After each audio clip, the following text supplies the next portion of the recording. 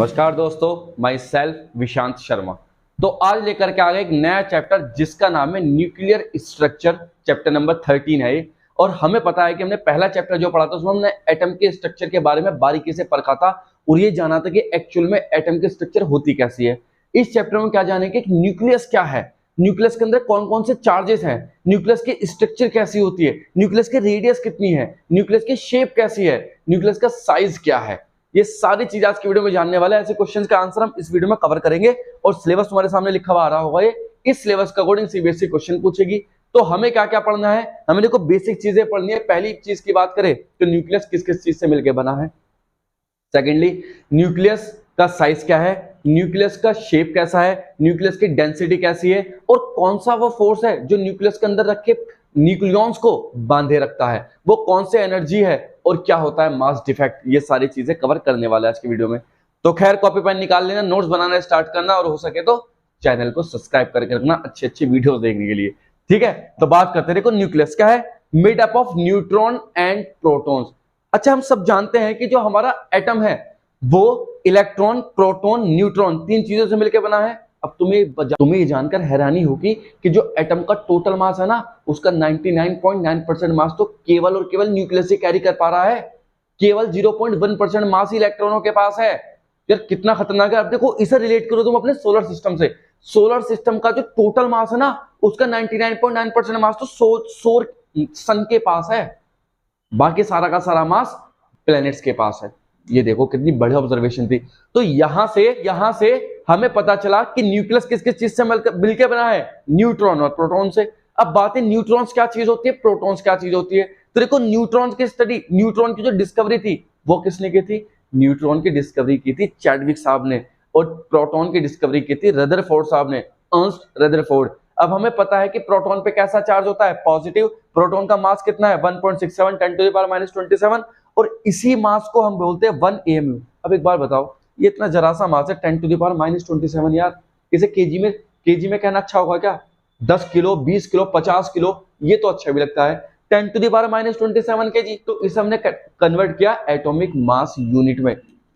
12 carbon का मास ये होता है 1 AMU के बराबर। इसे कैलकुलेट करके आता है यही 1.66 इंटू 10⁻⁻27 kg, जो कि 1 AMU के इक्वल है ना। तो 1 AMU हमने मास दिया। और सिंबल क्या होता है, 1H1, क्योंकि हाइड्रोजन का ही एक सब्सटेंस है, हाइड्रोजन के न्यूक्लियस में पाया जाता है क्या, प्रोटॉन।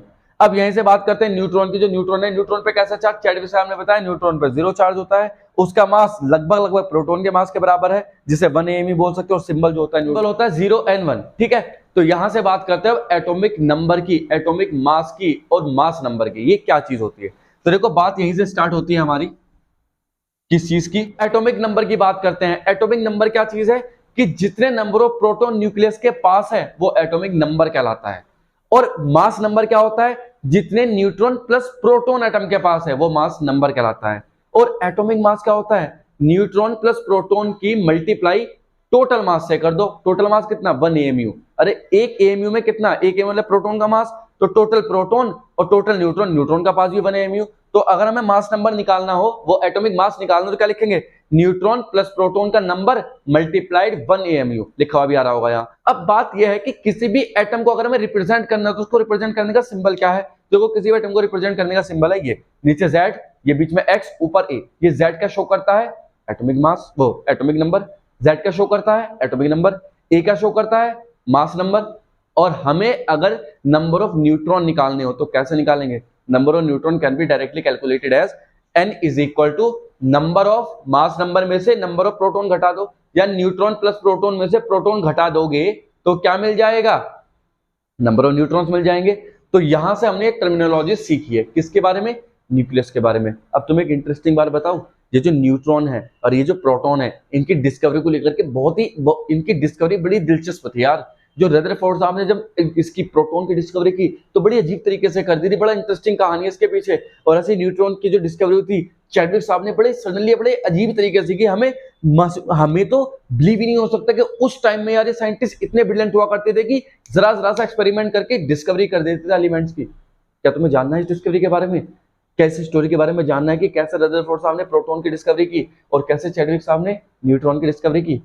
तो नीचे डिस्क्रिप्शन में लिंक दे रखा है वीडियो का, उनके ऊपर छोटी छोटी 5-5 मिनट की वीडियोस है, उससे तुम्हें बिल्कुल डिटेल आइडिया हो जाएगा कि कैसे न्यूट्रॉन और प्रोटॉन की डिस्कवरी हुई और रेडियोएक्टिविटी का कॉन्सेप्ट कैसे आया था। ठीक है, तो खैर back to the point.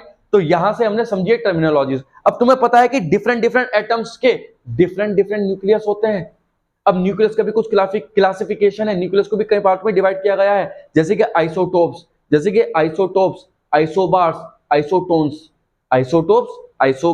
Isotones. अब आइसोटोप्स क्या होते हैं? जिनका नंबर ऑफ प्रोटॉन तो सेम हो, जिसमें सेम नंबर ऑफ प्रोटॉन हो but different number of neutron हो। मतलब एटॉमिक नंबर तो सेम होना चाहिए उनका यार, सेम नंबर ऑफ प्रोटॉन मतलब एटॉमिक नंबर सेम होना चाहिए। For example 1s1, 1s2, 1s3 ये सारे के सारे दिक्कत, नीचे वाले क्या है एटॉमिक नंबर, ऊपर वाला क्या है एटॉमिक मास, है ना। तो एटॉमिक नंबर तो सेम है और एटॉमिक मास अलग अलग हो जाएगा।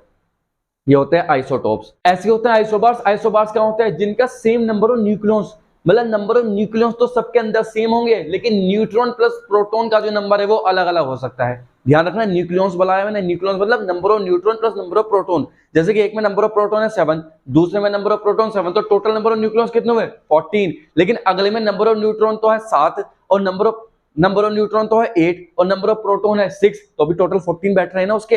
तो कुल मिलाकर के आइसोबार्स क्या कहलाता है? जिनके नंबर ऑफ न्यूक्लियॉन्स तो सेम हो लेकिन न्यूट्रॉन प्लस प्रोटॉन का नंबर डिफरेंट होना चाहिए। जैसे तुम्हारे सामने आ भी रहा होगा 6 कार्बन 14, 7 and 14, और आर्गन का है ये, आर्गन, कार्बन, नाइट्रोजन, ये सारे के सारे क्या है? आइसोबार्स कहलाते हैं। अब ऐसी ही बात आती है किसकी? आइसोटोन्स की। आइसोटोन्स क्या है? आइसोटोन्स वो एलिमेंट होते हैं जिनमें नंबर ऑफ न्यूट्रॉन्स सेम हो। अब नंबर ऑफ न्यूट्रॉन से देखो, आइसोटोन नाम से पता चला नंबर ऑफ न्यूट्रॉन सेम होने चाहिए। हमें कैसे पता चलेगा नंबर ऑफ न्यूट्रॉन सेम है? तो हम ऊपर से मास नंबर में से एटॉमिक नंबर को क्या कर देंगे? सब्ट्रैक्ट कर देंगे। तो मास इनका क्या आना चाहिए? नंबर ऑफ न्यूट्रॉन सेम आना चाहिए। जैसे तुम्हें लिखे हुए दिख भी रहे हैं कौन कौन से एलिमेंट है भला ये देखो, जैसे तुम्हें लिखे हुए दिख भी रहा है कौन कौन से एलिमेंट है? Lithium, beryllium. जैसे तुम्हें लिखे हुए दिख रहा है कौन कौन से एलिमेंट है? Lithium and beryllium. तो इनका क्या है? आइसोटोन्स कहलाएंगे। इनका देखो सब्ट्रैक्ट करो, 7 का कितना बचेगा? 4, और वहां से 4 में से 8 में से 4 का तब भी क्या बचेगा? 4। नंबर ऑफ न्यूट्रॉन सेम होगा इसमें। तो कुल मिला के ये चीजें थी सारी की सारी किसके बारे में? न्यूक्लियस के बारे में। अब बात करते हैं न्यूक्लियस की शेप, साइज एंड डेंसिटी के बारे में। शेप कैसी होती है न्यूक्लियस की, साइज कैसा होता है न्यूक्लियस का, और न्यूक्लियस की डेंसिटी कितनी है। ठीक है, तो चलिए न्यूक्लियस की शेप कैसी होती है। तो पहली बात करते हैं न्यूक्लियस के शेप की। तो न्यूक्लियस की शेप कैसी होती है भैया? न्यूक्लियस की शेप स्फेरिकल होती है, क्योंकि देखो उसके अंदर नंबर ऑफ न्यूट्रॉन प्रोटॉन है। रदरफोर्ड साहब ने डिस्कवरी की थी न्यूक्लियस की कि सारा का सारा मास सेंटर पे होगा, तो किस शेप में हो सकता है? स्फेरिकल शेप में। तो जो शेप होगी न्यूक्लियस की वो कैसे होगी? Spherical shape. ऐसे ही बात करें न्यूक्लियस के साइज की, तो साइज कौन बताएगा न्यूक्लियस की? न्यूक्लियस की रेडियस ही बताएगी न्यूक्लियस का साइज। तो साइज की बात करते हैं। तो देखो साइज ऑफ न्यूक्लियस की अगर हम बात करें, यहां साइज ऑफ न्यूक्लियस, तो साइज के लिए तुम जानते हो ये जो साइज है न्यूक्लियस का कैसे पता लगेगा? इसके रेडियस से। मान लो इसकी रेडियस कितनी है? यहां से यहां तक की है r। अब एक बार बताओ, ये स्फीयर है ना। अब ये स्फेरिकल कितना बड़ा होगा कितना छोटा होगा कौन डिसाइड करेगा? इसके अंदर के नंबर ऑफ न्यूक्लियॉन्स। अगर नंबर ऑफ न्यूक्लियॉन्स ज्यादा होगा तो स्फीयर बड़ा बनेगा, नंबर ऑफ न्यूक्लियॉन्स कम होगा तो स्फीयर छोटा बनेगा। इसके मतलब स्फीयर का वॉल्यूम किस पे डायरेक्टली प्रोपोर्शनल डिपेंड कर रहा है? नंबर ऑफ न्यूक्लियॉन्स पे। अरे इसका वॉल्यूम नंबर ऑफ न्यूक्लियॉन्स पे डिपेंड कर रहा है। तो अगर मैं बात करूं यहां वॉल्यूम ऑफ न्यूक्लियस, इसकी बात करूं, volume of nucleus is directly proportional to number of nucleons. ठीक है, वॉल्यूम क्या होता है स्फीयर का? 4/3 pi r cube, proportional to number of nucleons को डिनोट किससे करते हैं? नंबर ऑफ न्यूक्लियॉन्स क्या होता है? मास नंबर, इसे कह लेंगे a। अब यहां से लिखो r, हमें तो रेडियस निकालनी, तो r क्यूब प्रोपोर्शनल टू, ये जाएगा वहां, तो 3a/4 पाई। सही है भैया बात। इसको वहां लेकर के जाएंगे तो क्या मिलेगा हमें भला? देखो यहां लेकर के जाएंगे तो क्या मिलेगा? r प्रोपोर्शनल टू, देखो 3/4 पाई क्या है? ये कांस्टेंट टर्म है। तो क्या किया हमने? इसे प्रोपोर्शनल में कन्वर्ट कर दिया, क्या बचा? a बचेगा, क्यूब चल रहा है यहाँ, तो r प्रोपोर्शनल टू a की पावर 1/3 लिख सकते हैं। अब प्रोपोर्शनल का साइन हटाएंगे तो कांस्टेंट आएगा, उसकी वैल्यू होती है r is equal to r0 a की पावर 1/3। तो यहां से हमें रेडियस पता चल जाएगी किसकी? न्यूक्लियस की, कैसी, मतलब कितनी रेडियस का न्यूक्लियस होगा, क्योंकि डिफरेंट एलिमेंट के लिए, डिफरेंट एटम के लिए डिफरेंट होता है न्यूक्लियस। तो अब r0 क्या है? देखो r0 एक कांस्टेंट होता है जिसकी वैल्यू होती है 1.2 fm। fm मतलब फेम्टोमीटर। फेम्टोमीटर कितना होता है? 1.2 into 10 to the power minus के 15 मीटर। लो भैया, अब इसकी मल्टीप्लाई तुम्हें एटॉमिक नंबर से कर देनी है किसी भी एलिमेंट के, तुम्हें न्यूक्लियस की रेडियस का पता चल जाएगा कितना है। मान लो आयरन की पता लगानी है तो आयरन के पास कितने नंबर ऑफ न्यूक्लियॉन्स है, उसकी मल्टीप्लाई कर दो उसकी 1.2 into 10 to the power इतने से, तो मैं आराम से उसकी क्या पता चल जाएगी, रेडियस, न्यूक्लियस की रेडियस का पता चल जाएगा आराम से। तो कुल मिला के यहाँ से कैलकुलेट कर सकते हैं हम। ठीक है, बात करते हैं किसकी, डेंसिटी ऑफ न्यूक्लियस की। न्यूक्लियस की डेंसिटी कितनी होती है, तो तुम बिलीव नहीं करोगे कि न्यूक्लियस इतना हैवी होता है। मैंने तुम्हें पहले ही बताया जैसे स्टार्टिंग में ही कि न्यूक्लियस जो होता है इतना हैवी है कि टोटल एटम का जो 99.9% वो मास है वो सारा का सारा अपने आप ही कैरी करके रखता है। तो इसका मतलब उसकी डेंसिटी बहुत ही हाई होनी चाहिए। तुम यकीन नहीं करोगे उसकी डेंसिटी इतनी हाई होती है, इतनी हाई होती है कि क्या बताऊं, मैं निशब्द हूं ये बताने के लिए कि कितनी हाई होती है। अभी तुम डेटा देख लेना, डेटा के बाद तुम खुद कहोगे कि सर इतनी हाई कैसे हो सकती है। फिर भी देखते हैं। तो मान लो हमें डेंसिटी कैलकुलेट करनी है ना, डेंसिटी। तो देखो डेंसिटी कैलकुलेट करने का सिंपल फॉर्मूला हमारे पास है ही, जो कि होता है क्या, डेंसिटी इज इक्वल टू या मास अपॉन वॉल्यूम। अब बात है मास की। मास मतलब इस न्यूक्लियस का मास, मास मतलब number of nucleons. Number of nucleons क्या होता है, ए। अरे मास नंबर, तो किससे मल्टीप्लाई कर दिया हमने यहाँ, ए से, इनटू किससे, अब ए तो नंबर ऑफ न्यूक्लियॉन्स है, हमें इसे मास में कन्वर्ट करना है, तो 1 ए एम यू, ये आ गया टोटल मास इसका। वॉल्यूम क्या होता है, वॉल्यूम होता है 4/3 पाई आर क्यूब। ठीक है, तो ये आया हमारे पास क्या, डेंसिटी। अब हम इसे लिख सकते हैं डायरेक्टली, ए इंटू 1 एमयू कितने केजी होते हैं, 1.67 into 10 to the power -27 KG हो जाता है। और नीचे आ जाएगा यहाँ 4/3 जाएगा ऊपर, यहाँ लिख सकते हैं, इंटू पाई इंटू आर कितना है, अभी कैलकुलेट किया था हमने, आर नॉट ए की पावर 1/3 लिख दो, की पावर 3 चल रहा नहीं, अरे आर नॉट की वैल्यू वो तो अभी रेडियस में जो निकाली थी हमने, क्या काम किया, लिख सकते हैं 3a into 1.67 into 10 to the power -27, और नीचे क्या आ जाएगा बोला, 4 pi into r naught cube into a, क्योंकि क्यूब से कट जाएगा, इससे कैंसिल आउट हो जाएगा। हम जानते हैं 3 into 1.67 into 10 to the power -27, और नीचे क्या चल रहा है 4 इंटू 3.14, आर क्या होता है 1.2 इंटू 10 टू द पावर -15 की पावर 3 हो जाएगा भैया लो ये। अब इसे जरा सॉल्व करो एक बार। जब इसे हम सॉल्व करेंगे ना, अब इसे जरा सॉल्व करो एक बार, जब हम इसे सॉल्व करेंगे ना तो पता क्या आएगा, rho is equal to 2 into 10 to the power 17 kg per metre cube. बताओ यार, 1 मीटर क्यूब के वॉल्यूम में कितना मास है, 2 इंटू 10 टू द पावर 17। अब 1 मीटर का तो एटम हो ही नहीं सकता ना, 1 मीटर का तो एटम हो ही नहीं सकता ना, तो इसे सेंटीमीटर में कन्वर्ट कर लो, एमएम में कन्वर्ट कर लो यार। चलो 1 mm कितना होता है, 1 mm होता है 10 टू दी पावर -3, यहाँ करो मल्टीप्लाई करेंगे तो ऊपर चला जाएगा ये बात, ठीक है। 1 mm को 3 से मल्टीप्लाई -3 9 हो जाएगा, तो देखो क्या बचेगा, rho is equal to 2 into 10 to the power कितना बचेगा, 8 केजी पर mm क्यूब। अब एक बात बताओ, तुम सोचो दिमाग से कि जो डेंसिटी है किसी भी एटम की, एटम के न्यूक्लियस की जो डेंसिटी है वो कितनी आ रही है, 1 mm वाले 1 mm की साइड वाले क्यूब की जो डेंसिटी है वो है कितनी, 2 करोड़ केजी। यार मतलब तुम एक लूडो का गढ़ लो, उस लूडो के गढ़ की शेप कैसे होता है, क्यूब शेप का होता है ना।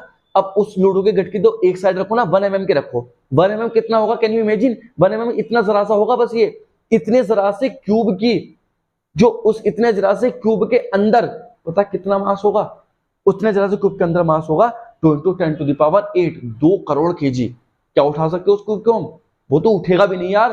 अब इतना सा क्यूब, तुम देख लो कितनी खतरनाक न्यूक्लियर डेंसिटी होती है।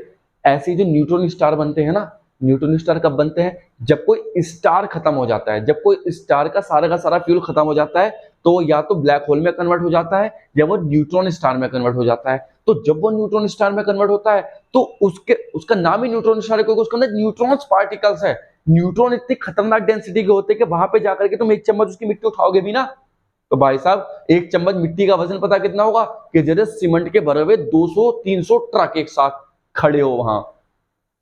तुम क्या कर रहे हो, इतनी हाई ग्रेविटी होती है, और इतने ज्यादा मास की वजह से उसकी ग्रेविटी इतनी खतरनाक है। ब्लैक होल का भी यही कॉन्सेप्ट है कि इतने ज्यादा मास की वजह से ग्रेविटी इतनी खतरनाक है कि वहां लाइट भी स्कैप नहीं कर पा सकती। जो इवेंट होराइजन है ब्लैक होल का, चारों तरफ का ऐसा इवेंट होराइजन, लाइट भी वहीं पे बैंड हो जाती है, जबकि लाइट को बैंड करने वाली कोई ताकत है क्या दुनिया में यार। लाइट की स्पीड तो फास्टेस्ट है पूरे यूनिवर्स में, और तो भी लाइट वहां बैंड होकर के रह जाती है, केवल किसकी वजह से, ग्रेविटी की वजह से। टाइम तक बैंड हो जाता है, टाइम तक डिले हो जाता है ग्रेविटी की वजह से। आइंस्टाइन साहब अपने स्पेशल थ्योरी रिलेटिविटी में बता चुके हैं पहले ही कि जो ग्रेविटी का कर्व है उस कर्व के हिसाब से टाइम चेंज हो जाता है। जैसे जैसे तुम ब्लैक होल के पास जाओगे ग्रेविटी की वजह से टाइम स्लो चलने लगेगा। देख रहे हो तुम बात, ये खतरनाक चीज है, ये न्यूक्लियर डेंसिटी है। बताओ यार, ये न्यूक्लियर डेंसिटी है।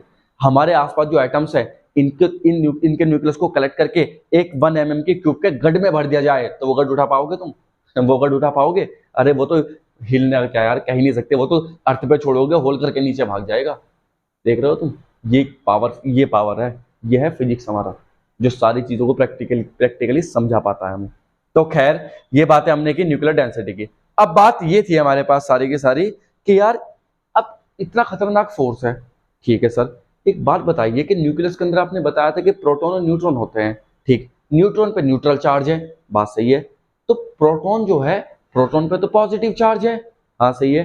न्यूक्लियस का साइज कितना होता है? इस रेडियस से पता लग सकता है कि न्यूक्लियस का साइज होता है 10⁻⁻14 मीटर के ऑर्डर का। ठीक है सर, आपने बातें सही कही। मुझे ये बात बताओ सर, आप, ये आपका डाउट है, मुझसे आप पूछ रहे हो, मुझसे अपना डाउट है ना, कि सर आप मुझे ये बात बताओ कि जब प्रोटॉन उस न्यूक्लियस के अंदर है तो उनके बीच तो रिपल्शन का फोर्स होना चाहिए, क्योंकि दोनों पॉजिटिव चार्ज है। तो रिपल्शन का फोर्स होने की वजह से तो न्यूक्लियस रहने नहीं चाहिए ना स्टेबल, न्यूक्लियस तो फट जाना चाहिए प्रोटॉन के रिपल्शन के फोर्स की वजह से।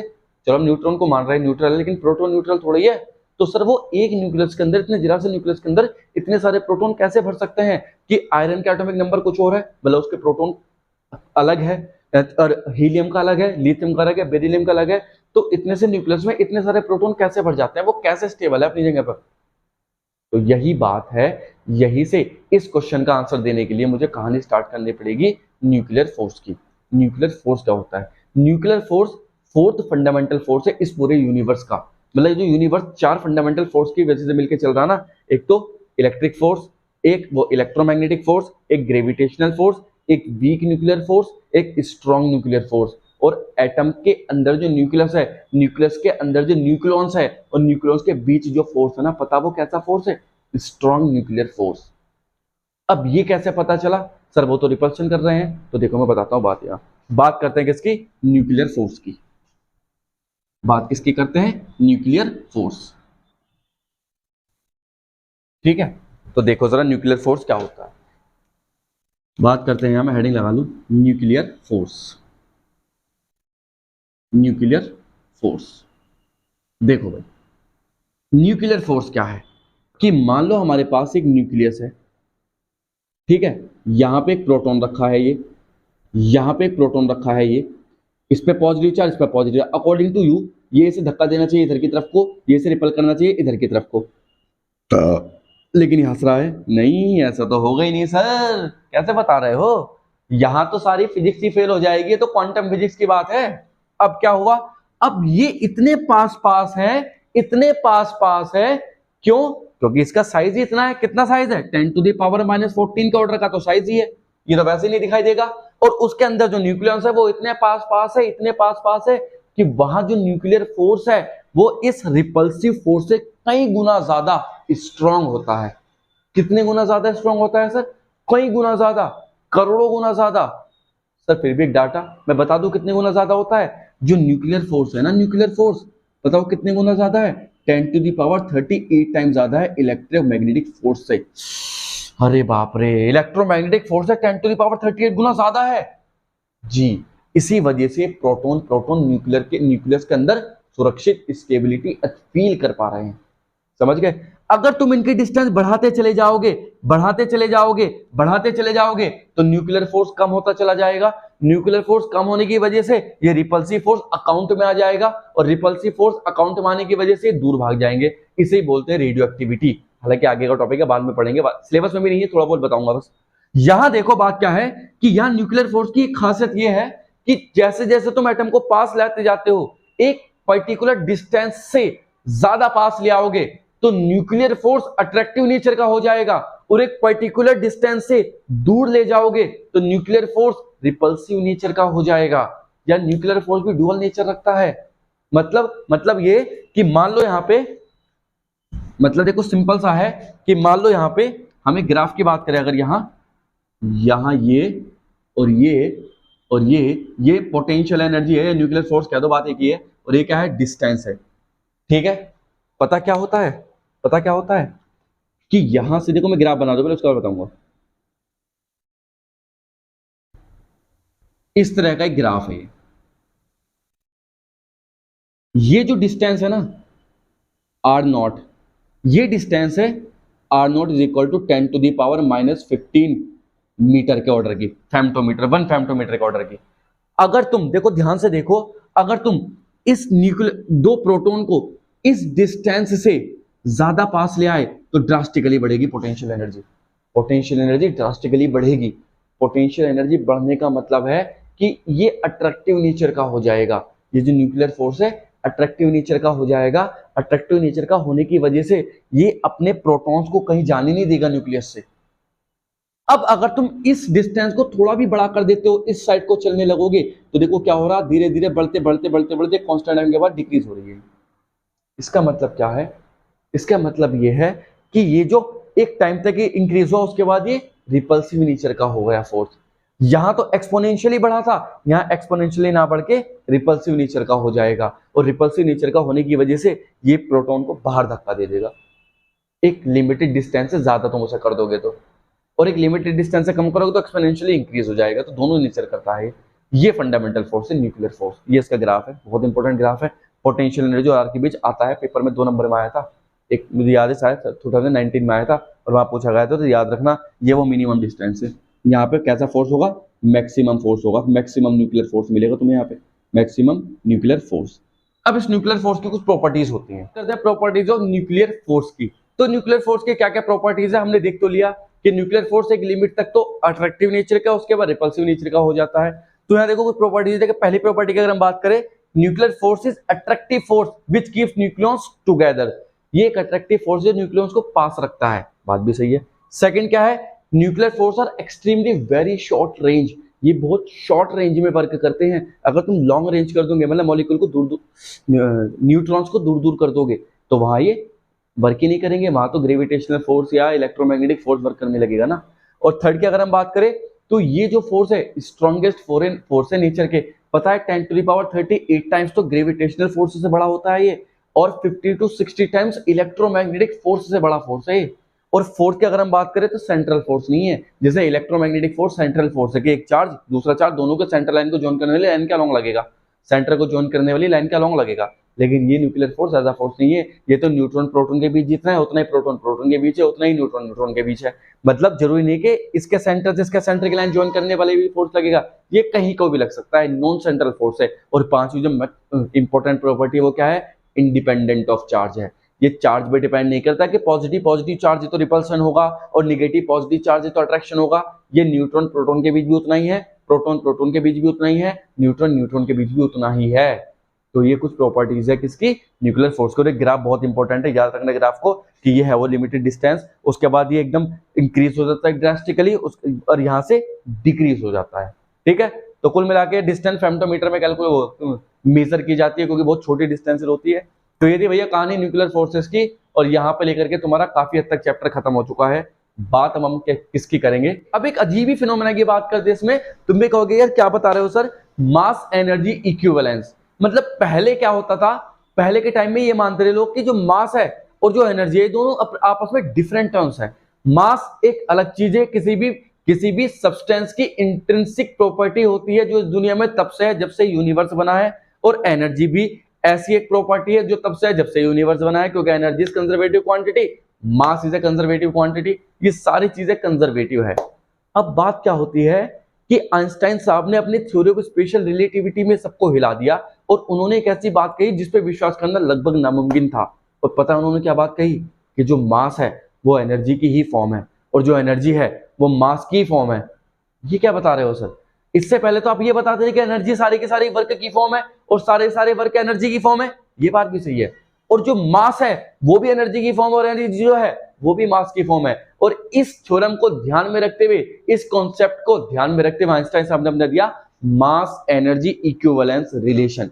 तो उसी के बारे में थोड़ी चर्चा करते हैं कि what is the mass energy equivalence relation. करते हैं मास एनर्जी इक्विवेलेंस की। तो आइंस्टाइन साहब ने अपने स्पेशल थ्योरी ऑफ रिलेटिविटी की मदद से बताया कि दुनिया का जितने भी मास है वो एनर्जी की ही फॉर्म है, और जो एनर्जी है वो मास की फॉर्म है। मतलब अगर तुम किसी मास को स्पीड ऑफ लाइट से ट्रेवल करवा दोगे तो वो एनर्जी में कन्वर्ट हो जाएगा। यार अजीब ही बात थी ये। और कितनी एनर्जी में कन्वर्ट होगा, मतलब कितना मास कितनी एनर्जी में कन्वर्ट होगा यार, ये तो पता चले। तो तुमने एक बहुत फेमस इक्वेशन पढ़ी होगी, E = mc²। ये फेमस इक्वेशन है और इस इक्वेशन की मदद से आइंस्टीन साहब ने बताया कि अगर तुम एक पर्टिकुलर मास लेते हो तो वो कैसे कितनी जूल एनर्जी में कन्वर्ट हो सकता है। तो तुम देखो कितने शॉकिंग रिजल्ट आते हैं यहाँ। हम जानते हैं मास एनर्जी इक्विवेलेंस में जो E = है वो क्या हो जाएगा, mc² के लिए। अगर हम बात करें calculation of energy, calculation of energy, है ना, तो कैसे करते हैं देखो, फ्रॉम मास, मास से एनर्जी की कैलकुलेशन करते हैं। तो मान लो हमारे पास देखो यहाँ कुछ हमने क्या एक सेटअप लिया, ये लिया, और हमने यहाँ पे पता बहुत सारी लाइट इंसिडेंट करवाई। लाइट क्या है, नंबर ऑफ फोटोन्स इंसिडेंट करवाए। अब यहाँ पे फोटोन इंसिडेंट करवा रहे हैं भैया, ऐसे ये जा रहे हैं यहाँ यहाँ यहाँ यहाँ, ऐसे फोटोन इंसिडेंट करवा रहे हैं इस जगह, है ना, ऐसे इंसिडेंट हमने करवाए। देखो ये यहाँ से फोटोन्स आ रहे हैं और सारे के सारे फोटोन्स आकर के यहाँ टकरा करके कलेक्ट हो रहे हैं भाई। सारे के सारे फोटोन्स के पास तो मास है, एनर्जी है, तो इसका मतलब सारी की सारी एनर्जी किस में कन्वर्ट हो जानी चाहिए, मास में कन्वर्ट हो जाना चाहिए, या मास है वो एनर्जी में कन्वर्ट हो जाना चाहिए। तो कितना है, तो हमने मान लिया कि हमारे पास जो मास है ना, हमारे पास मास है m = 1 ग्राम। हमने 1 ग्राम का मास लिया। हम ये देखना चाह रहे हैं इस इक्वेशन से कितनी एनर्जी में कन्वर्ट हो सकता है मास, है ना। तो लेट m = 1 ग्राम, और 1 ग्राम में कितने केजी होते हैं, 1 × 10⁻³ kg। ठीक है, तो लिखो E = m 1 × 10⁻³ इंटू cc का स्पीड ऑफ लाइट जो कितनी होती है 3 × 10⁸ का होल स्क्वायर। तो क्या लिख सकते हैं 10⁻³ इंटू 9 इंटू 10⁻ क्या आएगा 16, या लिख सकते हैं 9 इंटू 10⁻13 जूल। बताओ, मतलब यार देख रहे हो तुम, 1 ग्राम मास, केवल 1 ग्राम मास कितनी एनर्जी प्रोड्यूस कर सकता है, 9 इंटू 10⁻13 जूल।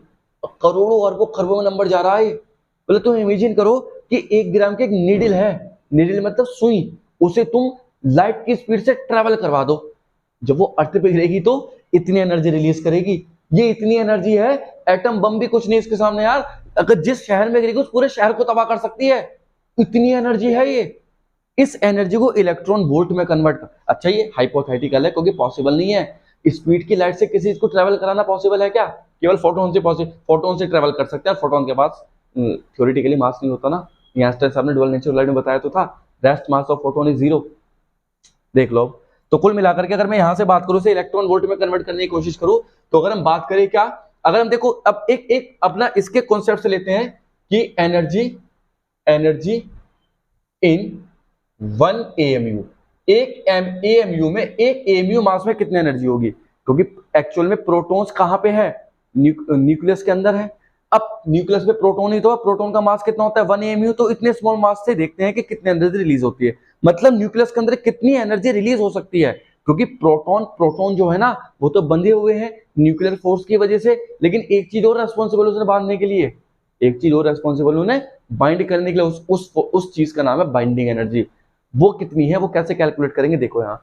तो एनर्जी इन 1 AMU, तो 1 AMU कितना मास होता है, m = 1.67 इंटू 10⁻⁻27 kg होता है, तो है ना। अगर हम इसकी एनर्जी की बात करें तो हो जाएगा कितना 1.67 10⁻⁻27 इंटू 9 इंटू 10⁻ क्या हो जाएगा 16। ठीक है, ये लगाना इक्वल टू mc²। अब ये जूल में आएगा, हम इसे कन्वर्ट कर रहे हैं किसमें, इलेक्ट्रॉन वोल्ट में, मेगा इलेक्ट्रॉन वोल्ट में। तो पता किससे मल्टीप्लाई करो, 1.6 इंटू 10⁻⁻19 से कन्वर्ट करेंगे तो क्या हो जाएगा, इलेक्ट्रॉन वोल्ट में कन्वर्ट हो जाएगा, है ना। और क्या करें, अगर हम इसकी मल्टीप्लाई कर दे 10⁻⁻6 और डिवाइड कर दे तो किसमें कन्वर्ट हो जाएगा, मेगा इलेक्ट्रॉन वोल्ट में।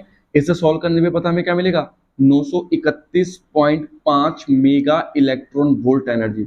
ये भी काफी बड़ा नंबर है, ध्यान रखना, क्योंकि जितना ये मास है ना, कितना मास है 1.6 इंटू 10⁻⁻27 kg, इतना मास इतनी एनर्जी प्रोड्यूस कर सकता है। और यही रीजन है सन के अंदर जो न्यूक्लियर फ्यूजन होता है ना, वो किस वजह से होता है, इसी वजह से हो पाता है भाई, इतनी एनर्जी रिलीज होती है। न्यूक्लियस टूटता है, जब तुम किसी न्यूक्लियस को तोड़ोगे ना, जब तुम किसी न्यूक्लियस को ब्रेक करोगे, किससे, न्यूट्रॉन से ब्रेक हो सकता है। जब तुम किसी न्यूक्लियस को ब्रेक करोगे तो सारी एनर्जी रिलीज हो जाएगी, और किसकी फॉर्म में मिलेगी, हीट की फॉर्म में मिलेगी, और इसी से हम बिजली बनाते हैं जिसे न्यूक्लियर रिएक्टर बोलते हैं। देख लो तुम, न्यूक्लियर रिएक्टर में सारे काम होते हैं न्यूक्लियस को तोड़ने का, क्योंकि यहाँ से एनर्जी मिल रही है यार। अब इतनी एनर्जी, मतलब ऐसी चीज जो दिखाई भी ना दे रही हो उसे तोड़ के तुम बिजली बना रहे हो। अजीब बात हुई ना ये, यही तो कॉन्सेप्ट है, यही सारी चीजें है। तो कुल मिला के इतनी 931.5 मेगा इलेक्ट्रॉन वोल्ट एनर्जी तुम अचीव कर सकते हो केवल कितने मास से? एक प्रोटॉन के मास से। बताओ। अब यहां पे हमने देखा, एक चीज ऑब्जर्व की कि जब रिएक्शन कराते हैं किसके? हाइड्रोजन एटम के हाइड्रोजन से, मतलब 1H2 प्लस 1H2, तो अकॉर्डिंग टू दिस कॉन्सेप्ट क्या मिलना चाहिए? 2He4, लेकिन मिलता है 3। अजीब बात है यार, मास कितना है? 2 + 2 4, और मिल कितना रहा? 3। एक कहां गया? एक गया मास डिफेक्ट में, और वो मास डिफेक्ट किस में कन्वर्ट हुआ? एनर्जी में। और वो ही तो एनर्जी थी वो 931 पॉइंट समथिंग जो हमने निकाली थी, ऐसी तो मास एनर्जी में कन्वर्ट होता है। इसी चीज को तो ध्यान में रखते हुए आइंस्टाइन साहब ने बताया कि जो मास ऑफ एनर्जी की ही फॉर्म है, क्योंकि ये जो दिख रहा है हमें कॉन्सेप्ट साफ साफ कि 1s2 + 1s2 = 2He3 बन रहा, तो एक मास कहां गया? तो एक मास कहीं तो गया होगा, वो सारा का सारा मास एनर्जी में कन्वर्ट हुआ, जिसकी वजह से न्यूक्लियॉन्स बंधे हुए हैं, और उसी एनर्जी का नाम है बाइंडिंग एनर्जी। तो यहां से हमारा कॉन्सेप्ट स्टार्ट होता है किसका? Mass defect and binding energy. तो भैया देखो जरा यहां क्या चीज है, mass defect and binding energy. Mass defect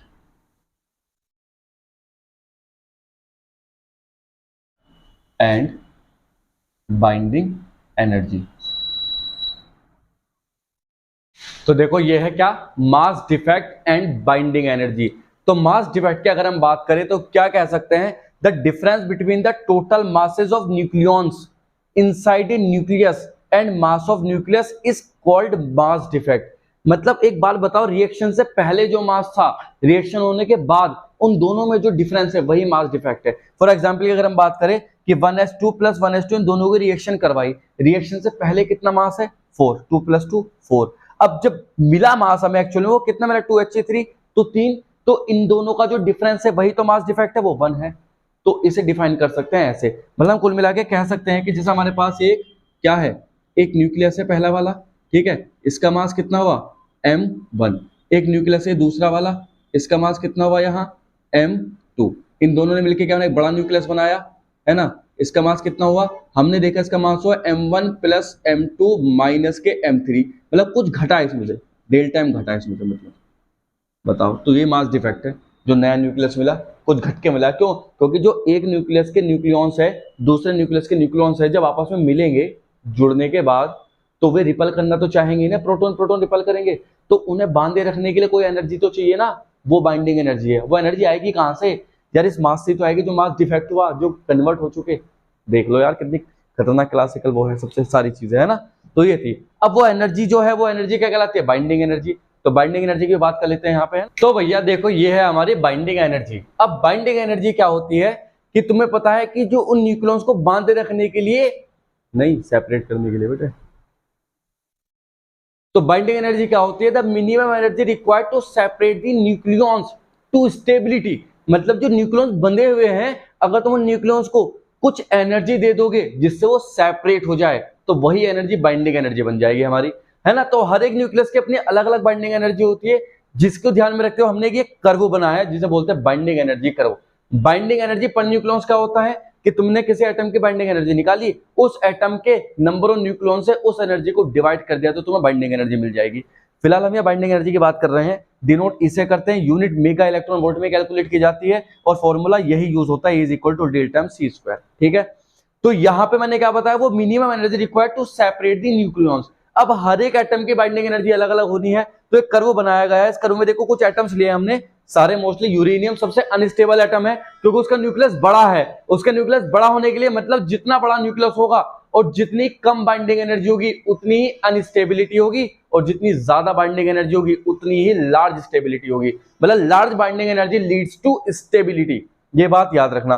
तो यहाँ देखो 1s2 सबसे कम स्टेबल है यार, स्टेबल तो इसलिए है क्योंकि इसकी जो कोई बांध रहे, एक ही तो प्रोटॉन है उसके पास, बेचारे के पास न्यूट्रॉन भी नहीं है उसके पास, तो उसका तो कुछ करने नहीं है। अब धीरे धीरे जैसे तो एनर्जी बढ़ाते रहोगे, देखो ये एटॉमिक नंबर बढ़ता जाता है, मतलब H1H2 1s3 इसका आइसोटोप है, फिर लिथियम आया, फिर हीलियम आया, इनकी बाइंडिंग एनर्जी बढ़ती जाएगी, मतलब इनके न्यूक्लियस को ब्रेक करना थोड़ा क्वाइट मुश्किल हो जाएगा, स्टेबल है मतलब ये। अब ये स्टेबिलिटी कहां तक चलेगी, तो देखो कुछ ऑब्जर्वेशन निकाली गई है, हम यहां हो जाते हैं। अब कुछ ऑब्जर्वेशन निकाली गई है इस ग्राफ को ध्यान में रखते हुए। तो ऑब्जर्वेशन नंबर फर्स्ट क्या चीज है, फर्स्ट ऑब्जर्वेशन है कि जिन एटम्स के बाइंडिंग एनर्जी 30 से 170 के बीच में, मतलब 30 से तो ज्यादा है और 170 से कम है, तो उनकी जो बाइंडिंग एनर्जी मानी गई है वो क्वाइट हाई मानी गई है, मतलब स्टेबल एटम्स है, उन्हें कोई दिक्कत नहीं है। और मैक्सिमम बाइंडिंग एनर्जी किसकी है, मैक्सिमम बाइंडिंग एनर्जी आयरन की। इसके न्यूक्लियस को ब्रेक करना तो लगभग इम्पॉसिबल वाली बात है भाई, इसके न्यूक्लियस को ब्रेक ही नहीं कर सकते हम, इतनी लार्ज अमाउंट ऑफ एनर्जी चाहिए इसके न्यूक्लियस को सेपरेट करने के लिए।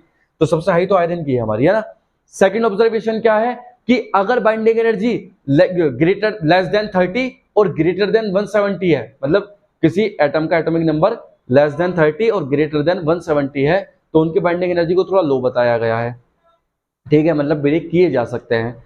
और उससे आगे अगर तुम मोर देन 170 की तरफ को चलोगे तो वहां तो स्टेबिलिटी है ही नहीं, वहां अपने आप इलेक्ट्रॉन, अपने आप ही न्यूक्लियॉन्स निकल के जा रहे हैं। इन केस ऑफ यूरेनियम, कि यूरेनियम को तुम रखोगे तो अपने आप ही उसमें से क्या निकल के जा रहे हैं, न्यूट्रॉन प्लस प्रोटॉन निकल जाते हैं, अल्फा बीटा गामा की फॉर्म में डीके हो जाता है, डिसइंटीग्रेशन हो जाता है और नया एटम बना लेते हैं, ठीक है। तो कुल मिलाकर के ये चीजें हैं। अब यहाँ पे मोस्ट स्टेबल एटम जो मिलता है वो कौन सा मिलता है, आयरन। तो ये कुछ ऑब्जर्वेशन है, 4-5 ऑब्जर्वेशन तुम्हें दिख रही होगी, पहली ऑब्जर्वेशन लिखी है, सेकंड, थर्ड, फोर्थ, ये ऑब्जर्वेशन है। अब बात ये है जो मेन रिजल्ट निकल के आया बाइंडिंग एनर्जी को पढ़ने का, जो मेन पर्पस हमारा वो क्या है, वो पर्पस मेन ये है कि अगर हम हायर न्यूक्लियस से लोअर न्यूक्लियस की तरफ को चलते हैं तो एनर्जी रिलीज होगी हायर न्यूक्लियस से लोअर। जैसे यूरेनियम को 238 हायर न्यूक्लियस है, जब ये टूटेगा तो एनर्जी रिलीज हो जाएगी और ये लोअर न्यूक्लियस में कन्वर्ट हो जाएगा।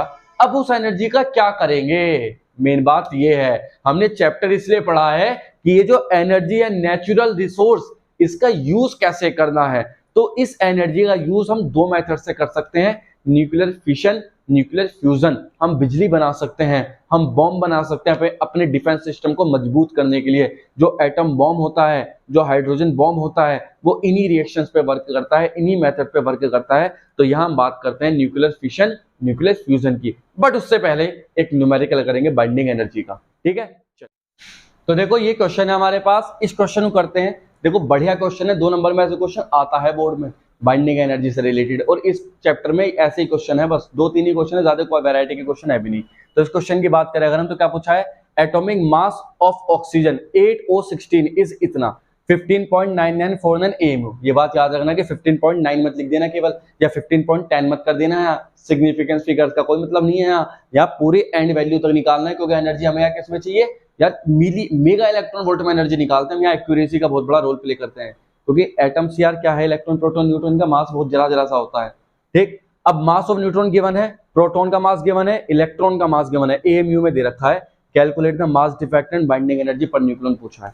तो देखो बात हो क्या रहा है, हमारे पास जो ऑक्सीजन एटम है, इस ऑक्सीजन के पास कितने हैं, 8 इलेक्ट्रॉन है, और क्या है 8 प्रोटॉन है, और क्या है 8 ही न्यूट्रॉन है। O816 है, नंबर ऑफ न्यूक्लियन तो 16 है, न्यूट्रॉन प्लस प्रोटॉन, और ये क्या है, नंबर ऑफ इलेक्ट्रॉन निकालते ही हम 80 है ना, ठीक है।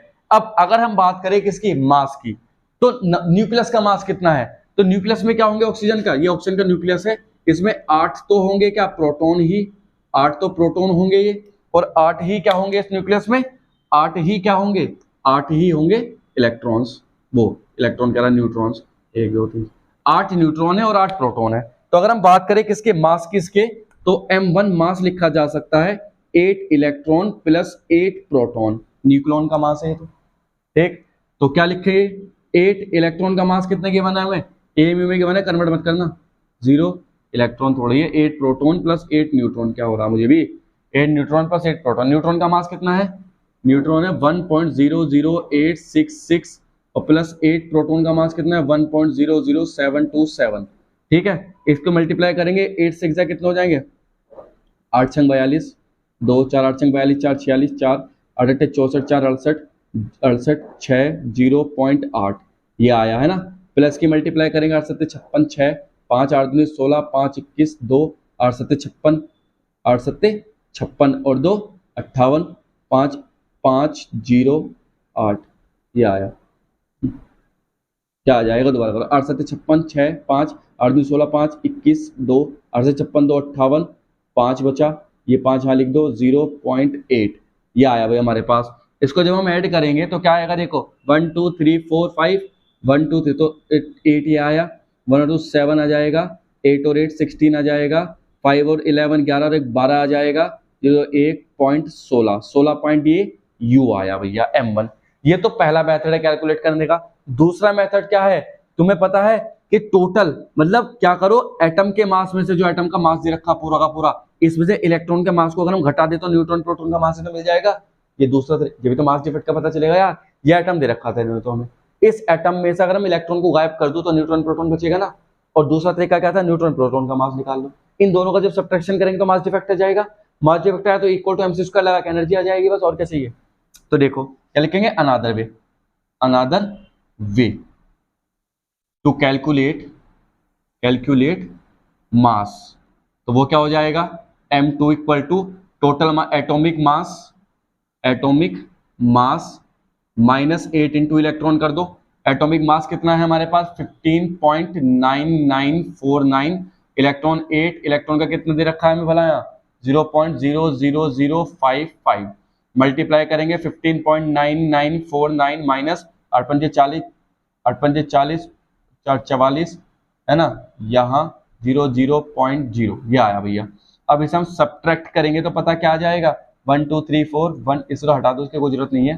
क्या बचा, 14 में से 9 गया, हमारे पास कितना बचेगा वाला, नहीं 9 में से 4 गया, कितना हो जाएगा 5, और 4 में से 4 का 0, 9 का ही आ जाएगा 9, ये 9 का 9.15 u, ये आया भैया m2। अगर मुझे मास डिफेक्ट निकालना हो, मास डिफेक्ट, तो कैसे कैलकुलेट कर सकते हैं mass defect, delta m is equal to m1 minus m2। तो यहां से m1 कितना भला हमारे पास 16.12678 माइनस 15.9905, ठीक है। तो क्या आ जाएगा देखो भला, यहाँ डेल्टा 0.19691 u आया भैया, लो क्या आया, ठीक है। यहां से कैलकुलेट करके, तो ये तो मास डिफेक्ट आ चुका। हमें पूछी क्या, बाइंडिंग एनर्जी वो कितनी होगी, E is equal to delta m c square. अब तुम्हें मेगा इलेक्ट्रॉन वोल्ट में निकालना तो चक्कर मत पड़ो, 931 से मल्टीप्लाई कर दो, क्योंकि हमने निकाला था 931.5 मेगा इलेक्ट्रॉन वोल्ट 1 AMU में होता है, और AMU कितने हमारे पास, इसलिए तो उससे मल्टीप्लाई करो 0.19691, तो हमें एनर्जी मल्टीप्लाई करके एनर्जी आएगी 127.5 मेगा इलेक्ट्रॉन वोल्ट। यही एनर्जी लो भैया, कौन सा एनर्जी है, बाइंडिंग एनर्जी। और हमसे पूछा कौन सा, बाइंडिंग एनर्जी पर न्यूक्लियन, तो लिखो BeN। Binding energy per nucleon होता है total energy upon number of nucleons. Nucleons कितने हैं, न्यूट्रॉन प्लस प्रोटॉन कितने हैं 16, तो 16 कर दो, तो क्या आएगा 127.5 अपॉन 16। इसको जब इससे काटेंगे तो पता क्या मिलेगा, हमें मिलेगा 7.05 मेगा इलेक्ट्रॉन वोल्ट पर न्यूक्लियॉन्स।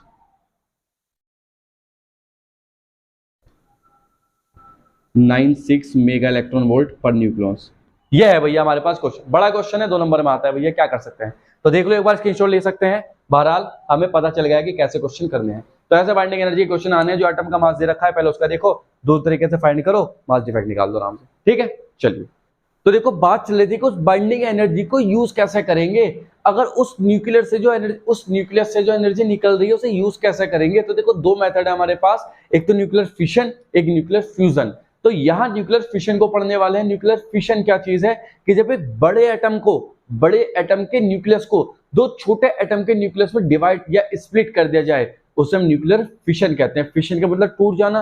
तो हैवी एटम कौन सा है, अब हमें यह देखना होगा कि कौन सा ऐसा न्यूक्लियस है जो अपने हैवी साइज होने की वजह से जरा सी उसके अंदर छेड़खानी करते ही वो अपने न्यूक्लियॉन्स को छोड़ देगा, और जब वो न्यूक्लियॉन्स को छोड़ेगा तो एनर्जी रिलीज करेगा, और वो एनर्जी हम यूज कर सकते हैं किसी भी चीज में, जैसे इलेक्ट्रिसिटी बनाने में यूज कर सकते हैं, या अपने डिफेंस सिस्टम को मजबूत करने के लिए यूज कर सकते हैं। तो कुल मिलाकर के यहाँ कुछ सिस्टम है, कुछ चीजें हैं जो हम न्यूक्लियर फिशन से समझ सकते हैं। जैसे कि पहली चीज क्या है कि chain reaction in which a heavy nucleus split into 2 और मोर स्मॉल और लाइटर न्यूक्लियाई।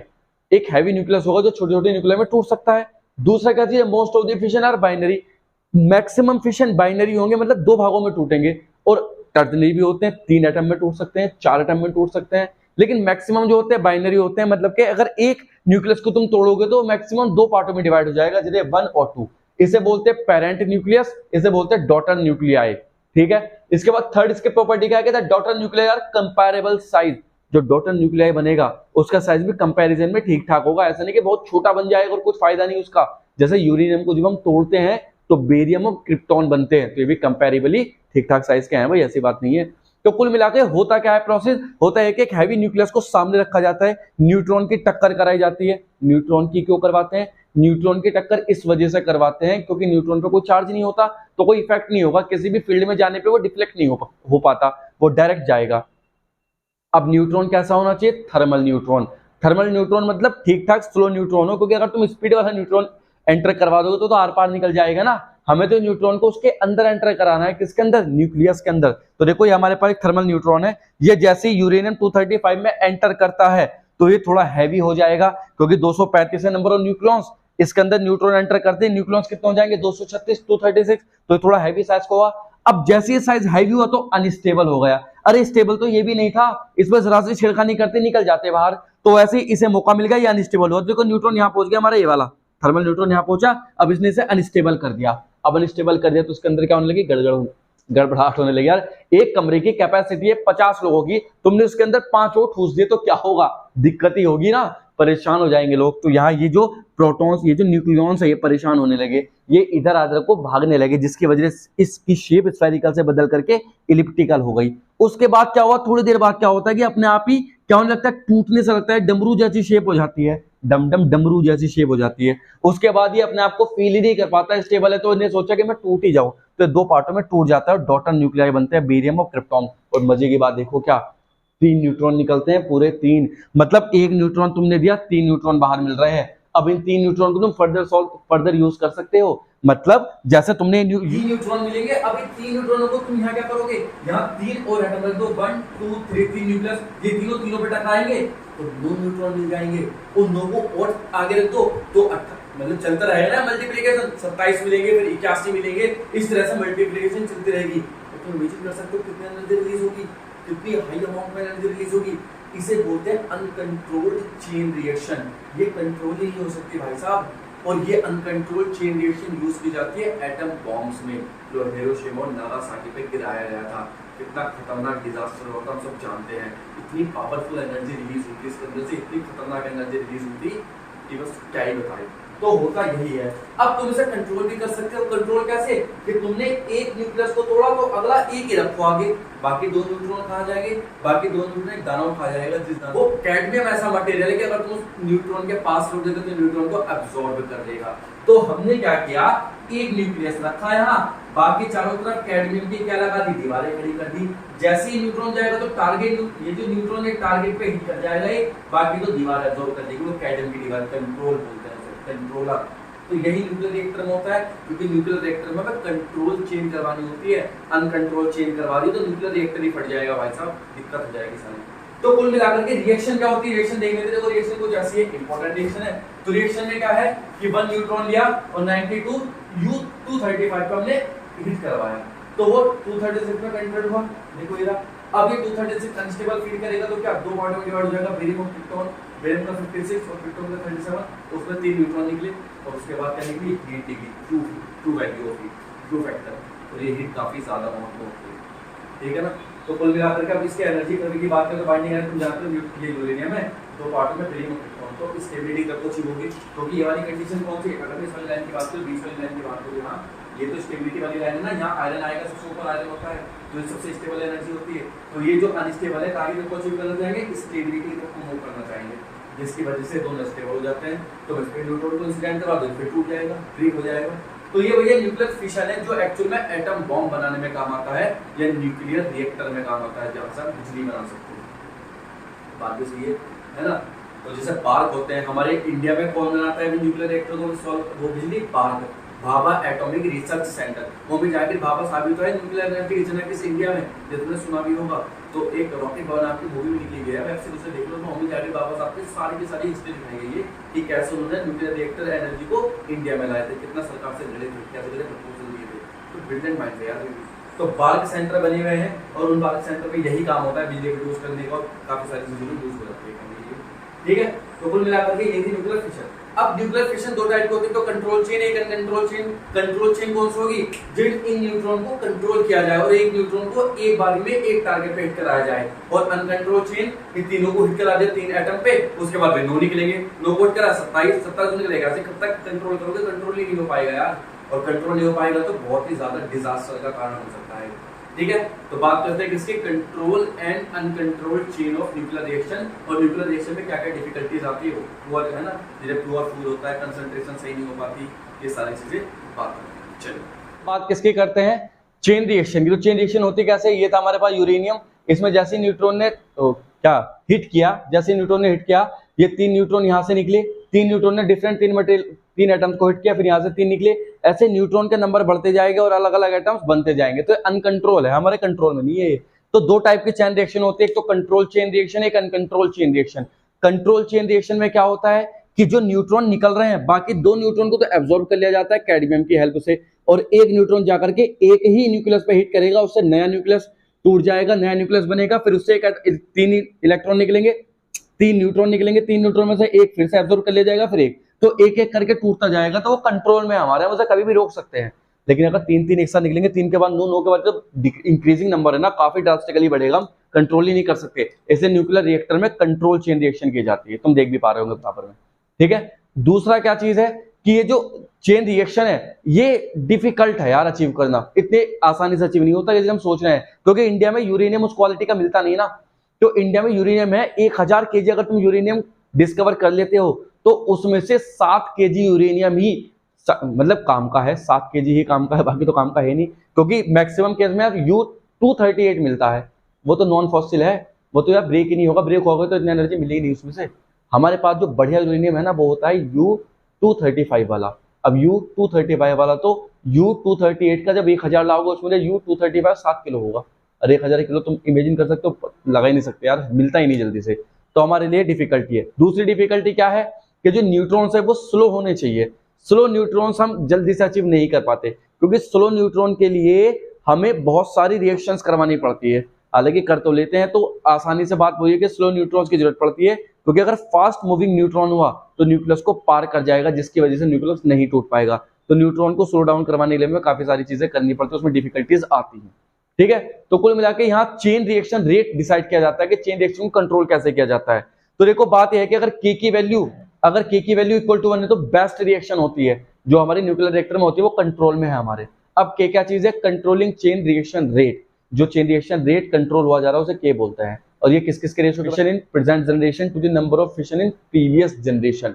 तो इन दोनों का रेशियो होता है। अब इसमें अगर के की वैल्यू हुई इक्वल टू 1, तो जितना फिशन, मतलब वही एक न्यूट्रॉन निकला, एक से अगला एटम तोड़ा, फिर एक से अगला एटम तोड़ा, तो प्रीवियस में एक न्यूट्रॉन निकला, वो अगली जनरेशन में एक ही एटम को तोड़ पा रहा, तो के इक्वल टू 1 हो जाएगा। Number of fission in present generation equal to number of fission in previous generation. तो हमारे लिए बेस्ट है, कंट्रोल में है। लेकिन अगर क्या हुआ, number of fission is present generation is greater than number of fission is previous generation, तो यार तो गड़बड़ वाली बात हो जाएगी ना, कंट्रोल ही नहीं होंगे। मतलब एक एटम से तुम 3 एटम तोड़ रहे हो, 3 से फिर 9 तोड़ोगे, 9 से फिर 27 तोड़ोगे, तो अनकंट्रोल हो जाएगा। तो वहां के की वैल्यू ग्रेटर देन 1 हो जाएगी, जो एक्सप्लोजन का कारण बनेगी, एक्सप्लोसिव नेचर हो जाएगा, तो हमारे लिए सही नहीं है। तो कुल मिला के सारी कहाँ की जाती है? न्यूक्लियर रिएक्टर में की जाती है। न्यूक्लियर रिएक्टर का फिगर तुम्हें दिख रहा होगा, इसे समझना ज्यादा जरूरी है नहीं, क्योंकि हमारे सिलेबस में नहीं है न्यूक्लियर रिएक्टर। ठीक है, केवल रिएक्शंस है। तो कुल मिला के ये थी हमारी न्यूक्लियर फिशन रिएक्शन। बात करते हैं न्यूक्लियर फ्यूजन की। न्यूक्लियर फ्यूजन कहाँ पे होता है? देखो, न्यूक्लियर फ्यूजन होता है सन में, जब 2 छोटे छोटे न्यूक्लियस मिलकर के एक बड़ा न्यूक्लियस बना लेते हैं, तो उसे बोलते हैं न्यूक्लियर फिशन रिएक्शन, वो फ्यूजन रिएक्शन। अब इसका सब, अब तुम्हें पता है, इतनी एनर्जी तो न्यूक्लियर फिशन में भी डेवलप प्रोड्यूस नहीं होती जितनी इतनी एनर्जी तो न्यूक्लियर फ्यूजन में भी, इतनी एनर्जी तो न्यूक्लियर फिशन में भी प्रोड्यूस नहीं होती जितनी न्यूक्लियर फ्यूजन में प्रोड्यूस हो जाती है। जो सन, अब देखो सन कितना बड़ा सोर्स है एनर्जी का, ये कितने सालों से चल रहा, सारा का सारा रीजन क्या है इसके एनर्जी का? Nuclear fusion. यहाँ 2 हाइड्रोजन एटम मिलकर के एक बड़ा हीलियम एटम बना रहे हैं, जिसकी वजह से एनर्जी रिलीज हो रही है। अब देखो, किसी चीज को तोड़ना तो आसान है, जोड़ना बहुत मुश्किल है, तो इसलिए 2 छोटे छोटे न्यूक्लियस को जोड़ करके एक बड़ा न्यूक्लियस बना देना, तो वहां पे जो एनर्जी रिलीज होगी वो एनर्जी कहलाती है, वो एनर्जी न्यूक्लियर, वही प्रोसेस कहलाता है न्यूक्लियर फ्यूजन। तो न्यूक्लियर फ्यूजन को थोड़ा समझ लेते हैं क्या होता है। देखो खैर अब बात करते हैं न्यूक्लियर फ्यूजन की। हमने न्यूक्लियर फिशन पढ़ा। न्यूक्लियर फिशन में क्या था कि जब एक हैवी न्यूक्लियस को दो छोटे छोटे न्यूक्लियस में तोड़ा जाता है तो उसे न्यूक्लियर फिशन बोलते हैं। तो उसमें काफी सारी एनर्जी रिलीज होती है, वो एनर्जी हम यूज भी कर सकते हैं इलेक्ट्रिसिटी बनाने में। न्यूक्लियर फिशन होता कहाँ पे? न्यूक्लियर रिएक्टर में। न्यूक्लियर रिएक्टर एक चेंबर होता है, मैंने बताया भाभा एटॉमिक रिसर्च सेंटर, वहां पे सारे रखे हैं और वही ये काम किया जाता है, क्योंकि बहुत ही हानिकारक एनर्जी इतनी हार्मफुल है कि अगर एक बार ये पब्लिक में आ गई, मतलब एटम को फोड़ दिया कहीं तुमने, तो वहां के तो 70-80 साल तक की जनरेशन ही खराब हो जाएगी। इतना खतरनाक रेडिएशन निकलता है, अल्फा बीटा गामा पार्टिकल्स निकलते हैं। तो खैर अब इससे भी खतरनाक और भयंकर एनर्जी होती है जो न्यूक्लियर फ्यूजन के दौरान निकलती है। फ्यूजन मतलब क्या होता है कि जब दो छोटे छोटे न्यूक्लियाई को एक बड़े न्यूक्लियाई में कन्वर्ट कर दिया जाता है। अब बड़े न्यूक्लियाई में कन्वर्ट किया कैसे जाएगा? इतना आसान थोड़ी है। जब आसान नहीं है इसलिए इसे अचीव करना बहुत मुश्किल होता है। अब तो अभी तक अचीव किया ही नहीं गया है। ये न्यूक्लियर फ्यूजन होता कहाँ पे? सन में होता है। अब होता क्या है इसके अंदर कि दो छोटे छोटे न्यूक्लियाई को इतना पास लाया जाता है, इतना पास लाया जाता है, इतना पास लाया जाता है, 1 फेम्टोमीटर से ज्यादा पास ले आना पड़ता है। 1 फेम्टोमीटर क्या है? वो डिस्टेंस जहां पर न्यूक्लियस के न्यूक्लियॉन्स आपस में अट्रैक्टिव फोर्स एक्सपीरियंस करने लगते हैं, क्योंकि वो जो न्यूक्लियर फोर्स किस नेचर का बन जाता है? अट्रैक्टिव नेचर का बन जाता है। मैंने तुम्हें बताया था जब न्यूक्लियर फोर्स पढ़ाया था कि एक रेंज होती है फोर्स की, अगर तुम उसे 1 फेम्टोमीटर से ज्यादा रखोगे तो ये रिपल्सिव नेचर का होगा, और 1 फेम्टोमीटर से कम रखोगे तो ये अट्रैक्टिव नेचर का हो जाएगा। और अट्रैक्टिव नेचर का होने की वजह से इसके न्यूक्लियस के न्यूक्लियॉन्स कोलैप्स कर जाएंगे, मतलब आपस में जुड़ जाएंगे। और जैसे आपस में जुड़ेंगे या आपस में मिलेंगे तो काफी सारी मात्रा में एनर्जी रिलीज होगी। तो यहीं पे हमने एक एग्जांपल लिया है ड्यूटोरियम का। ये जो न्यूट्रॉन्स है ये फ्यूज होकर के क्या बनाते हैं? ट्रीटॉन बनाते हैं, ट्रीट्रॉन बनाते हैं या ट्रीटियम क्या बोल देते हैं इसे। तो क्या 1s2 ये न्यूट्रॉन है, मतलब हैवी हाइड्रोजन।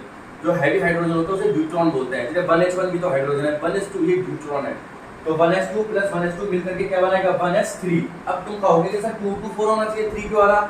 यही तो मास डिफेक्ट था, मैंने बताया था मास डिफेक्ट होता है। ये मास डिफेक्ट कहां से आ जाएगा? एनर्जी में कन्वर्ट हो जाएगा। कितनी एनर्जी निकलती है एक बार के फ्यूजन में? 4 मेगा इलेक्ट्रॉन वोल्ट। अब क्या हुआ? इस 1 ट्राइटियम को फिर दोबारा से न्यूट्रॉन से रिएक्शन कराएंगे तो क्या मिला? हीलियम मिला, एक न्यूट्रॉन निकला और 17.6 मेगा इलेक्ट्रॉन की एनर्जी रिलीज हुई। अब इन दोनों को जब कंबाइन किया गया तो 1s3 से 1s3 कैंसिल हो जाएगा। देखो यहाँ बचा क्या? 1s2 1s2 1s2, ये तीनों मिलकर के क्या बना रहे हैं? 2h3। और क्या मिल रहा है? एक न्यूट्रॉन मिल रहा और एक क्या मिल रहा? 1h1 मिल रहा। और दोनों की एनर्जी कितनी हो रही है? 20 और 21.6 मेगा इलेक्ट्रॉन वोल्ट। मतलब इस जरा सी रिएक्शन में जब एक न्यूट्रॉन दूसरे ट्रीट्रॉन से रिएक्शन करता है तो क्या निकलती है? 21.6 मेगा इलेक्ट्रॉन वोल्ट एनर्जी निकलती है। तुम इमेजिन करोगे केवल एक न्यूक्लियस से जो दिखाई भी नहीं दे रहा वो इतनी ज्यादा एनर्जी रिलीज कर रहा, और जब ये करोड़ों की मात्रा में होंगे और एक साथ मिलेंगे तब कितनी एनर्जी रिलीज होगी। और यही होता है हमारे सन में। तुमने देखा होगा स्टेलर एनर्जी से बोलते हैं। सन में और स्टार्स में जो लाइट रेडिएट होती है ये किस वजह से है? क्या रीजन है इसका? इसका रीजन यही है कि इसके अंदर जो न्यूट्रॉन्स है या हाइड्रोजन के एटम्स है ये मिल करके फ्यूज होकर के क्या बना रहे हैं? हीलियम बना रहे हैं। हीलियम बनाने के बाद एनर्जी रिलीज कर रहे हैं। ये दो मॉलिक्यूल, ये दो न्यूक्लियस मिलकर के एक बड़ा न्यूक्लियस बना रहे हैं। सन के पास कितने न्यूक्लियस है? सन के पास कितने न्यूक्लियस है? करोड़ों न्यूक्लियस है। और जब सारे एक साथ मिलकर तो कितनी खतरनाक मात्रा में एनर्जी रिलीज होती है। तुम इमेजिन कर सकते हो कि जो हीट हम तक आ रही है कितनी दूर है? सन 15 करोड़ किलोमीटर दूर है। उसके बावजूद भी हम तक एनर्जी आती है और हमें गर्मी महसूस होती है। तुम देख पा रहे हो कितनी खतरनाक एनर्जी है। लेकिन बात यही है कि इतनी एनर्जी हम यूज कर सकते हैं। अगर ये एनर्जी में मिल जाए तो जीवन भर के लिए हमारे अर्थ पे जो इलेक्ट्रिसिटी की कमी है वो खत्म हो जाएगी। हर जगह बिजली होगी। इस बिजली से इससे हम इलेक्ट्रिसिटी बना सकते हैं। उसकी इलेक्ट्रिसिटी ऐसी होगी कभी खत्म ही नहीं हो सकती। एक बार तुमने फ्यूजन स्टार्ट कर दिया तो चलता ही रहेगा, चलता रहेगा, अनंत काल तक चलता रहेगा। लेकिन दिक्कत तो यही है कि फ्यूजन करना इतना आसान नहीं है। इन्हें फ्यूजन करवाने के लिए क्या चाहिए? एक्सट्रीमली हाई टेम्परेचर और प्रेशर चाहिए, जो केवल कहाँ पे मिल सकता है? स्पेस में मिल सकता है। जैसे सन में वहां पे एक्सट्रीमली हाई टेम्परेचर, कितना हाई सर? 10⁸ केल्विन की रेंज का टेम्परेचर चाहिए, तब जाकर के क्या मिलेगी हमें? फ्यूजन के दौरान एनर्जी मिलती है। तो यहाँ पे ये रिएक्शन होती है, इसे बोलते हैं न्यूक्लियर फ्यूजन। फ्यूजन मतलब दो बड़े छोटे छोटे मॉलिक्यूल को जुड़ करके एक बड़ा मॉलिक्यूल बना देना। अब जैसे दो मार्कर्स है, मैंने पास ला नहीं सकता ना, कितनी पास लाऊंगा बता दें, इतनी पास ला पाऊंगा ना। अब इनके मॉलिक्यूल को, इनके न्यूक्लियस को कितनी पास लाना है? 1 फेम्टोमीटर से ज्यादा पास। 1 फेम्टोमीटर कितना होता है बताया था मैंने? 10⁻⁻15 मीटर। उससे भी ज्यादा पास लाना पड़ेगा, तब जाकर के अपने आप ही फ्यूज हो जाएंगे, क्योंकि वहां न्यूक्लियर फोर्स कितना ही हो जाएगा? अट्रैक्टिव नेचर का हो जाएगा। तो कुल मिलाकर के ये रिएक्शन है न्यूक्लियर फ्यूजन की। अब तुमने कभी सोचा कि हमारे सन में कैसे एनर्जी होती होगी, कौन सी रिएक्शन होती होगी? सन में कौन कौन सी साइकिल होती है? देखो प्रोटॉन प्रोटॉन साइकिल होती है, प्रोटॉन कार्बन साइकिल होती है, कार्बन प्रोटॉन साइकिल होती है। तो ये साइकिल कैसे वर्क करती है, सन से हमें कैसे एनर्जी मिलेगी, कब तक मिलती रहेगी, अनंत काल तक एनर्जी मिलती रहेगी, ब्लैक होल कैसे बनते हैं, सारी चीजें हम कवर करने वाले हैं। ठीक है, चलिए।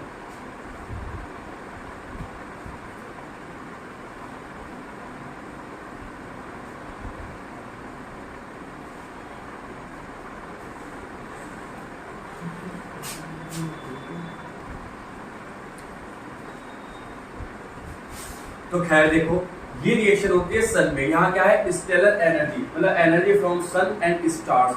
तो स्टार्स और सन से कैसे एनर्जी मिलती है, तो वहां पे न्यूक्लियर फ्यूजन होता है, मैंने बताया था। तो कैसे होता है, देखो यहाँ प्रोटॉन प्रोटॉन साइकिल, जैसे 1s1 प्रोटॉन कहते हैं, 1s1 प्लस 1s1 मिलकर क्या बनाते हैं, 1s2 बनाते हैं। न्यूट्रॉन बनाया, अपना हैवी पार्टिकल बनाया, और क्या निकला, बीटा पार्टिकल निकल जाता है, न्यूट्रॉन निकला। उसके बाद फिर 1s1 प्लस 1s2, इन दोनों को, मतलब ये रिएक्शन, मेन रिएक्शन ये है, किसे होने के लिए दोनों को तो होना ही पड़ेगा। 1s1 प्लस 1s2, ये मिला 2He3 प्लस गामा, हीलियम बनाया। अब क्या किया हमने, दोनों को कंबाइन करा, 2He plus 2He is equal to 2He4 plus के 1s1 प्लस 1s1। अब हमने क्या किया, दो से इन दोनों की 2 से मल्टीप्लाई करके ऐड कर दिया, तो हमें फाइनल एनर्जी ये मिली, फाइनल इक्वेशन ये मिली, 1s1 plus 1s1 plus 1s1 plus 1s1, तो 2He4 plus 2 beta particle, 2 neutron, 2 gamma particle निकले। और एनर्जी कितनी निकली, पर रिएक्शन में जो एनर्जी है वो 26.7 मेगा इलेक्ट्रॉन वोल्ट की एनर्जी निकल पा रही है। मतलब इसके एस्टिमेशन से अगर पता लगाया जाए तो सन की लाइफ पता कितनी है, सन की लाइफ है 4.5 अरब साल, मतलब 4.5 अरब साल तो हो गए सन को, और 4.5 अरब साल तक और अभी एनर्जी को रेडिएट करता रहेगा, और ये एनर्जी हमें ऐसी अनंत काल तक मिलती रहेगी कुल मिलाकर के, क्योंकि इस रिएक्शन के एस्टिमेशन के हिसाब से कितनी एनर्जी निकल रही है एक बार के रिएक्शन में, 26.7 मेगा इलेक्ट्रॉन वोल्ट, और वहाँ कितनी मॉलिक्यूल्स है यार। और सन का जो टेम्परेचर है वहां तुम्हें पता है कितना हैवी टेम्परेचर होता है, और ये रिएक्शन होने के लिए इतना ही हैवी टेम्परेचर प्रेशर चाहिए होता है जो स्पेस में मिल सकता है। अगर हम अर्थ पे, मैंने बताया था, अगर हम अर्थ पे ऐसा एक न्यूक्लियर फ्यूजन रिएक्टर बना ले तो बस कमाल ही हो जाएगा, मतलब हमारा तो एनर्जी की जो समस्या है खत्म हो जाएगी। जो कार है, जो ट्रक है, मतलब यार ये जो एनर्जी चलती है, एनर्जी मिलती है ना, ये जो एनर्जी हमारी कार, हमारी जो राइडिंग, हमारी जो सारी चीजें, व्हीकल्स हैं, जितनी भी मशीन्स है, ये फ्री में चला रहेगी, बस इसके लिए कोई पैसा देने की जरूरत ही नहीं है, क्योंकि एक बार हमने रिएक्शन स्टार्ट कर दी, इसे कंट्रोल नहीं कर सकते और ये चलती रहेगी अनंत काल तक। तो हमारे लिए एनर्जी फ्री ऑफ कॉस्ट हो जाएगी, कुछ भी कर सकते हैं, कितना भी कर सकते हैं, बढ़िया हो जाएगा सब कुछ। लेकिन बात वही है ना, जैसे सब कुछ फ्री में मिलता है तो वैसे उतना ही हानिकारक होता है। इससे जो रेडिएशन निकलता है इतना खतरनाक और इतना हार्मफुल होता है, इससे बचना नामुमकिन होता है इससे। तो ये बन ही नहीं पाता। हालांकि चाइना में एक एक्सपेरिमेंट हुआ भी था, और चाइना ने एक आर्टिफिशियल सन बनाया था, तुमने सुना भी होगा, और उस सन का टेम्परेचर हमारे ओरिजिनल सन के टेम्परेचर से भी कई गुना ज्यादा कर दिया था। अब तुम सोच रहे हो सर ज्यादा करा, सब कुछ मैटर नहीं हुआ, क्योंकि वो बहुत ही नैनो सेकंड के लिए अचीव हो पाया था, लिहाजा वो रिएक्शन बंद हो गई थी। क्योंकि इसे टेम्परेचर पे तो पहुंच जाएंगे, लेकिन उस टेम्परेचर को सस्टेन करके रखना, रुकना, वहां तक रुके रहना, वो बहुत बड़ी बात है, जो इतना जल्दी से पॉसिबल नहीं है। तो भाई ये सन की रिएक्शन है, हालांकि बोर्ड में आती नहीं है, मेन तो फ्यूजन था जो तुम्हें मैंने बताया। तो कुल मिला के यहीं के साथ हमारा चैप्टर खत्म होता है। All the very best. कोई दिक्कत होगी तो कमेंट सेक्शन में पूछ सकते हैं, नीचे टेलीग्राम का लिंक दे रखा है, फेसबुक, ट्विटर सब कुछ दे रखा है, भाई अच्छा लगे तो फॉलो करो।